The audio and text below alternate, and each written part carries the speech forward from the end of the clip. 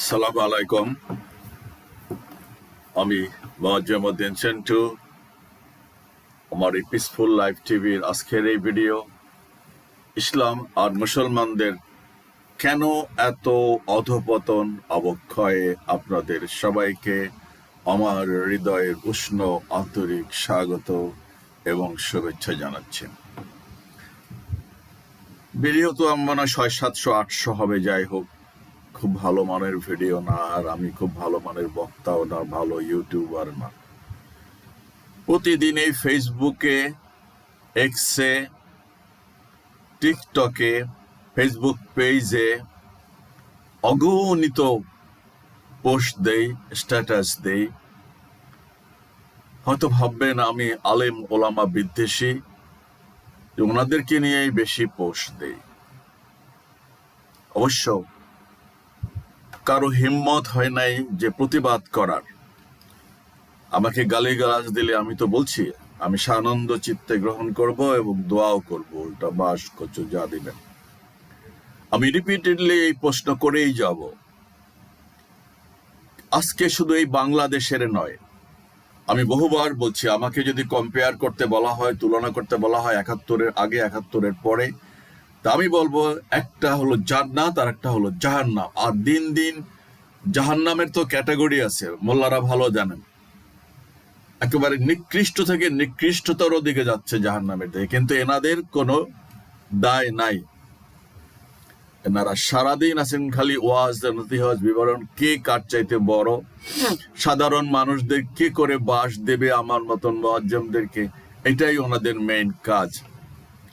দুনিয়াতে আর কোনো কাজ ওনাদের নাই। আমি বলছি, নবী মুহাম্মদ সাল্লাল্লাহু আলাইহি ওয়াসাল্লাম পৃথিবীর ইতিহাসে সর্বকালের সর্বশ্রেষ্ঠ, সফল, সাহসী, জনদরদী, দূরদৃষ্টি সম্পন্ন, প্রভাবশালী মহামানব শাসক এবং সেনাপতি ছিলেন।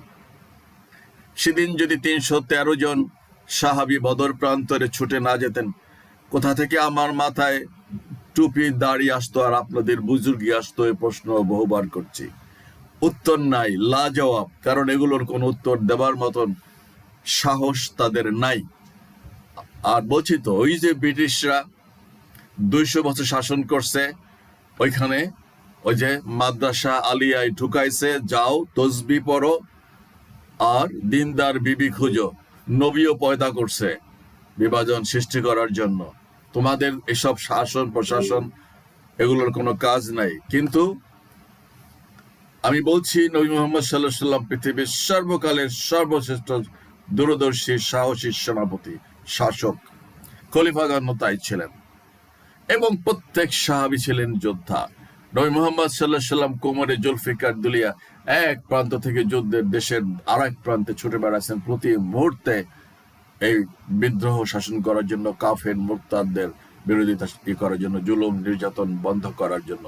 ইসলাম আগে যুদ্ধ শুরু করে নাই, 400 মাইল দূর থেকে এসে সেই বদরের প্রান্তরে হামলে পড়েছিল 1000, আর 313 জন নিয়ে তিনি মোকাবেলা করেছিলেন। এরপর একটার পর একটার পর একটা 70-80টা যুদ্ধ হয় এবং নবী সাল্লাল্লাহু আলাইহি ওয়াসাল্লাম নিজেই 24-25টার সরাসরি নেতৃত্ব দেন, সেনাপতি ছিলেন যুদ্ধের ময়দানে, বাকিগুলো তিনি অর্গানাইজ করেন।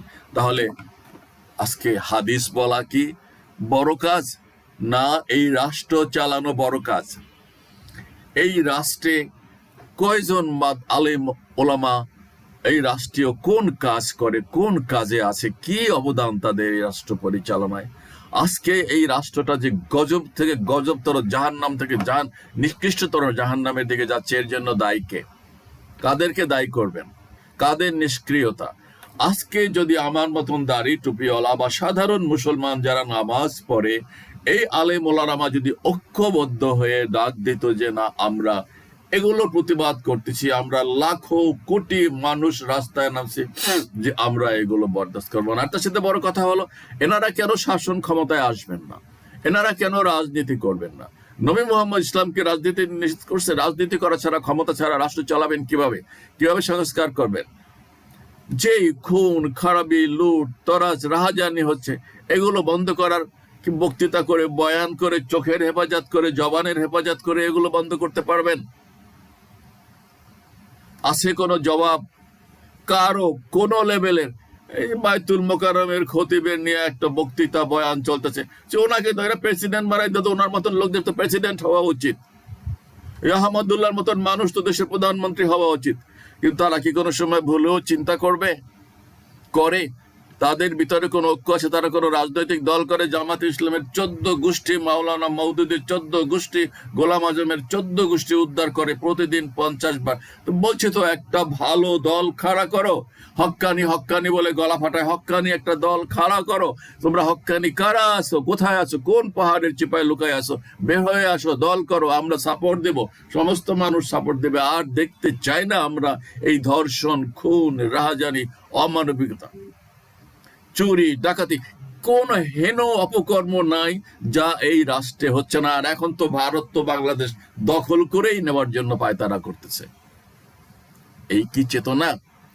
এটা কি মুক্তিযুদ্ধের চেতনা, 71-এর চেতনা? এগুলো সেই যুদ্ধের ফল। সব দায়কে শুধু আলেম ওলামা না, নবী, এই যে ছবিটা আমি দিচ্ছি, একদিকে বাংলাদেশের আলেম ওলামাদের ছবি, আর একদিকে নবী মুহাম্মদ সাল্লাল্লাহু আলাইহি সাল্লামের সরাসরি সাক্ষাৎ, ওনার জীবিত কালে ওনার সাথী সাহাবী, এই সম্মানিত সন্তান, এক বাবার গর্বিত সন্তান, মেয়ে। আমিও মেয়ের বাবা, আমি সে বাবাকে সালাম জানাই। বিনতে কাবকে, উম্মে উমারা, যার আসল নাম নুসাইবা বিনতে কাব। সালাম আম্মুজান তোমাকে। এই হাজার হাজার মাওলানা, আলেম, ওলামা কি আলা পাগড়ি পুগড়ি পয়রা, লাল নীল ড্রেস পয়রা, হাত পা সুইটা, এই তস নস করে দেয় দেশকে, পৃথিবীকে উল্টায় ফেলায় দেয়। কিন্তু রাষ্ট্র যায় তো গোল্লায় রসাতলে দিন দিন। শুধু এই রাষ্ট্র যায় না, এন্টায়ার মুসলিম উম্মার একই অবস্থা। আপনি বলতে পারেন বুকে হাত দিয়ে, এই রাষ্ট্রের কোন জায়গায় আছে শিষ্টাচার, কোন জায়গায় আছে সততা, কোন জায়গায় আছে ইনসাফ, আইনের শাসন? খালি একটা 72-এর সংবিধান, আজ ছেলে পেলেগুলো যারা এই সমাজটা একটা পরিবর্তন এনেছিল, এগুলাও শেষ পর্যন্ত কি করলো এটা ওরাই ভালো জানে। মানুষ, আমি তো সমালোচনা করতে চাই না, কারণ আমি এদেরকে নিয়ে কথা বলি। যারা স্যান্ডেল পরতো না, যাদের গায়ে জামা উঠতো না, তাদের গায়ে এখন টাই, কোট টাই, তারা এখন BMW গাড়িতে চড়ে, অমুক করে তমুক করে। মানুষ বলা বলি করে, এবং বলা বলি করে সেগুলো তো মিথ্যা নয়। তাদের মা, 2-3 জন মা, তাদের বাপ, ইত্যাদি ইত্যাদি অনেক কিছু বলে। মানুষের মুখ তো থামানো যাবে না। আর যাদেরকে খেদাইছো তারা কি বসে থাকবে? তারা তো বলবে। তারা বলবে কেন? আমি এই তো বলতেছি। কিভাবে ডিফেন্ড করব, কিভাবে সাপোর্ট দিব? আর আলেম ওলামারা ঘূর্ণাক্ষরেও তারা এই শাসন ব্যবস্থা নিয়ে একটাও কথা বলবে না। একজন তো একটা দল করে, উনি বলছেন ওনার এই গ্রেডের 300 সিট ওনার চাই। আর এক দল জামাতে ডেইলি সকাল আর বিকাল ধোয়ে 14 গোষ্ঠী উদ্ধার করে। আমি বারবার বলছি, একটা ভালো দলের কথা বলো, একটা ভালো দল নিয়ে আসো, আমরা সাপোর্ট দেব। আমরা চাই ইসলামী অনুশাসন। ইসলাম ধর্ম তো গোটা পৃথিবীর মানব জাতির জন্য ধর্ম। কোন ধর্মে অকল্যাণকর খুব একটা কথা বলা নাই। খুন খারাপি, রাহাজানি, চুরি ডাকাতি, এগুলো সাপোর্ট কোনো ধর্মে, কোনো নৈতিকতায় করে না। তারপরে ইসলাম আল্লাহর মনোনীত ধর্ম, সমগ্র মানব জাতির জন্য ধর্ম, মানব জাতি কেন, সমস্ত সৃষ্টির জন্য এই ধর্ম। এর চাইতে এটাই চরম সত্য কথা, আশপাশ দিয়ে যে যাই বলুক না কেন। কিন্তু কথাটা হলো, সেই আলেম ওলামার, এই যে এখানে শত শত আলেম ওলামার ছবি আছে, আরেক দেবে আমি এই নুসাইবা বিনতে কাবের আমি ছবি দিছি। এই নুসাইবা বিনতে কাব সম্পর্কে আমি 2-4টা কথা না বললেই নয়। উম্মে উমারা, যার আসল নাম নুসাইবা বিনতে কাব, ছিলেন ইসলামের ইতিহাসের একজন অবিসংবাদিত নারী সাহাবী এবং প্রথম নারী যোদ্ধা। কতই না সৌভাগ্যবান এই মেয়ে, নারী সাহাবী এবং প্রথম নারী যোদ্ধা। মদিনার বনু নাজ্জার গোত্রের এই মহিষী নারী উহুদ, হুনাইন ও ও ইয়ামামার যুদ্ধে অংশগ্রহণ করে অসাধারণ বীরত্ব ও আত্মত্যাগের পরিচয় দেন। কান পাতিয়া শোনেন, আমি এই মোল্লাদেরকে বলতেছি, কান পাতিয়া ভালো করিয়া শোনেন। লজ্জা তো হয় না, লজ্জা তো হয় না।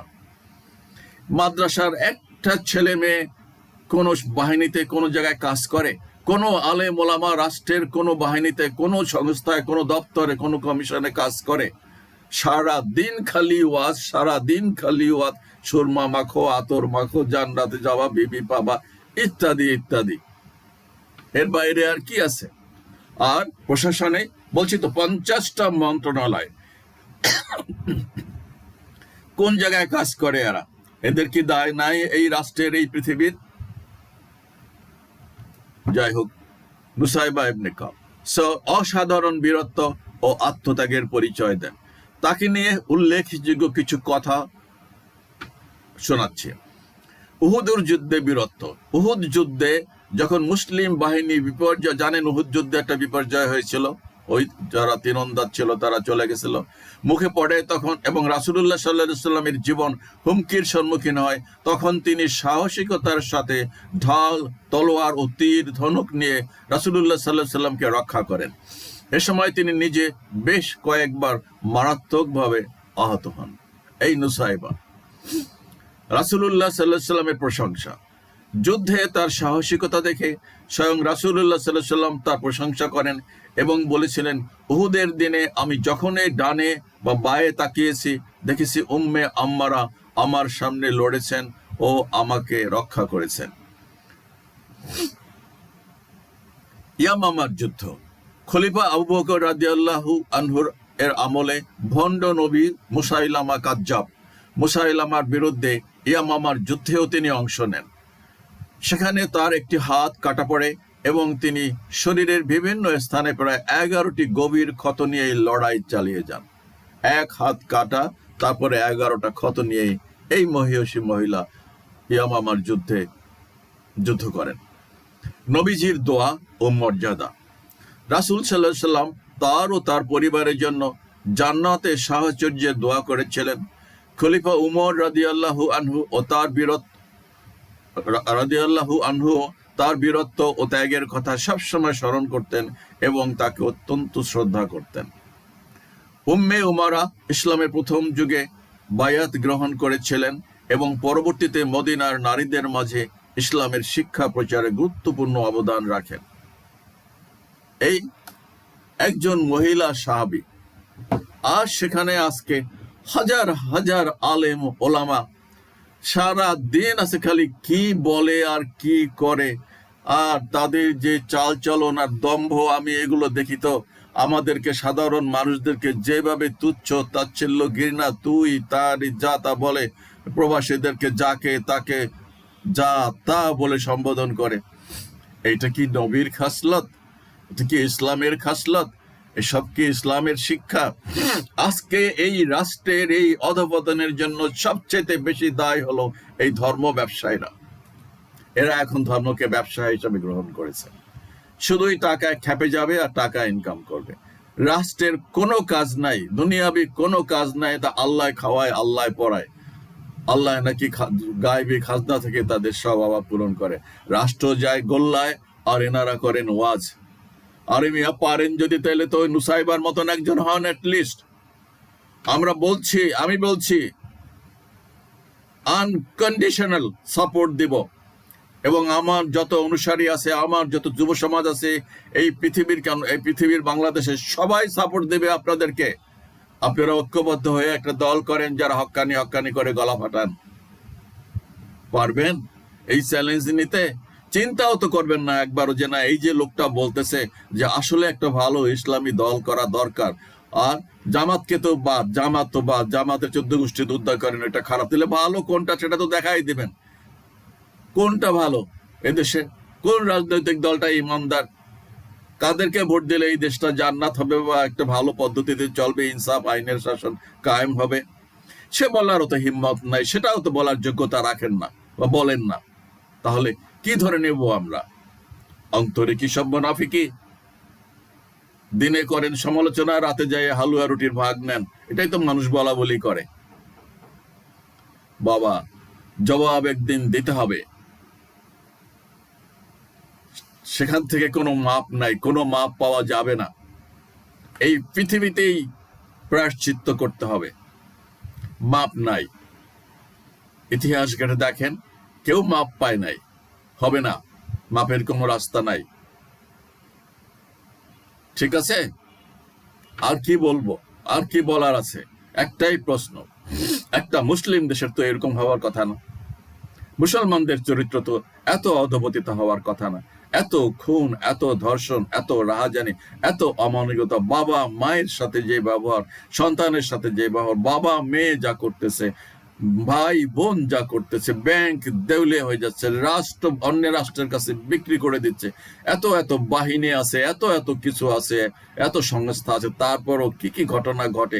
15টা 17টা বছর কি হয়েছে, বিলখানায় কি হয়েছে, তো আয়না ঘর, অমুক তমুক, কয়টা বলবো আর? কিছু জবাব আছে? You have any answer?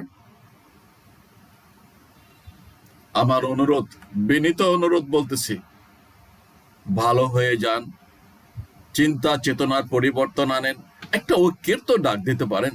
At least আল্লাহর কাছে বলতে পারবেন যে আল্লাহ, আমি তো বলেছিলাম যে আসেন একটা ভালো দল করি, আমরা একটা ভালো দলকে সাপোর্ট দেই, আমরা একটা ইসলামী অনুশাসন বা কাছাকাছি একটা মিক্স, একটা ইনসাফের রাজত্ব কায়েম করি, অ্যাটলিস্ট যেখানে মানুষ বিনা ইনসাফে মারা যাবে না, না খেয়ে থাকবে না, হাজার হাজার হাজার কোটি টাকা ডলার লুট হয়, অথচ মানুষের চিকিৎসা পায় না, মানুষ খেতে পায় না 2 বেলা। দেখি তো ইউটিউবে, এখন ইউটিউবের একেবারে সেই নিভৃত গ্রাম থেকে রাজধানীর সমস্ত অলি গলির খবর সামনে আসতেছে, কত মানুষ কত কষ্টে আছে।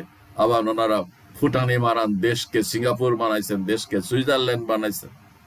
একটু কাশি হইলে দৌড়ায় সিঙ্গাপুরে, আর বাংলাদেশের মানুষ চিকিৎসা পায় না। এখানে কি হচ্ছে হসপিটালে, কি কি চিকিৎসা দিচ্ছে, কি প্রতারণা, কি মারধর করতেছে, কিভাবে মানুষের কাছ থেকে জুলুম করতেছে হসপিটাল গুলোতে।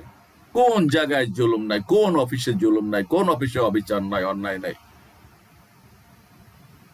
আল্লাহ হাফিজ, সালাম আলাইকুম। আল্লাহ সবাইকে হেদায়েত দান করুন।